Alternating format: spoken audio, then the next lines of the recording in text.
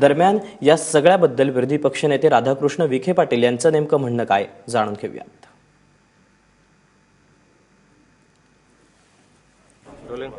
तब्बल विरोधक पक्षांच्या 19 आमदारांना निलंबन झालेलं आहे। आपल्याबरोबर विरोधी पक्षनेते विखे पाटील साहेब आहेत। तर सांगू शकाल की खूप मोठी कारवाई सरकारने केलेली आहे। अचानक कल्पना नसताना अशा पद्धतीने 19 आमदारांना निलंबन आम्हालाच आश्चर्य वाटलं, कारण शेवटी आज अर्थसंकल्पाची चर्चेचा पहिला दिवस होता। आम्ही सगळे सभागृहात त्यासाठी गेलो होतो आणि ताबडतोब सरकारनं स्पेशल सिटिंग म्हणजे हे तर पहिलं घडलंय। नियमित सभागृहाचं कामकाज सुरू होण्यापूर्वी विशेष बैठक घेऊन आज 19 सदस्यांचं निलंबन केलंय। हा खरं म्हणजे सरकारच्या भूमिकेचा आम्ही निषेध करतोय। ही सरकारनं लोकशाहीला पूर्णपणे हाता फासलंय। ही राज्यातल्या इतिहासातली पहिली घटना आहे।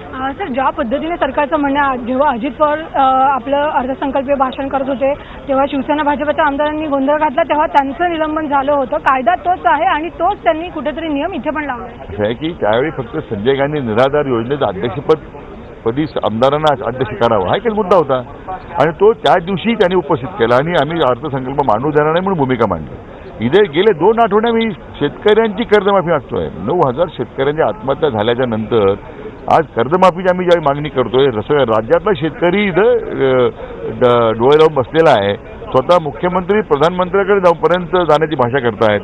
दुर्दैवानं आज अर्थसंकल्पाच्या चर्चेचा पहिला दिवस असताना आम्ही कपात सूचना मांडू आणि कपात सूचनाच्या मांडण्याच्या मुद्द्यावर सरकारकडे बहुमत नाही, मला वाटतं त्या भीतीपोटी आज आमचे 19 आमदार निलंबित केलेत की लोकशाहीचा सभागृहामध्ये खून झाल्याचं चित्र आज महाराष्ट्राच्या जनतेनं पाहिलेलं आहे। जे आपण त्यांच्याबरोबर केलं तेच राजकारण आता भाजप आपल्याबरोबर करते असं वाटतं का?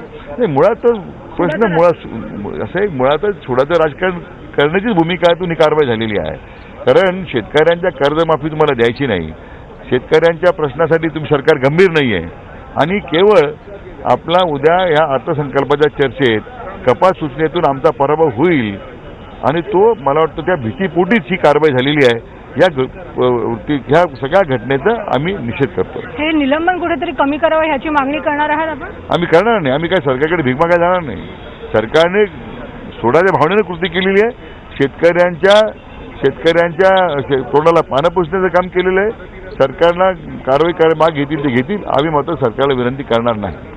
तर हे होते विरोधी पक्षांचे ज्यांनी म्हटलेलं आहे की हे निलंबन मागं घ्यावं किंवा कमी व्हावं ह्यासाठी ते सरकारकडे भीक मागायला जाणार नाहीत आणि हे सुडाचंच राजकारण सरकार करत आहे। रश्मी पुराण, एबीपी माझा, मुंबई।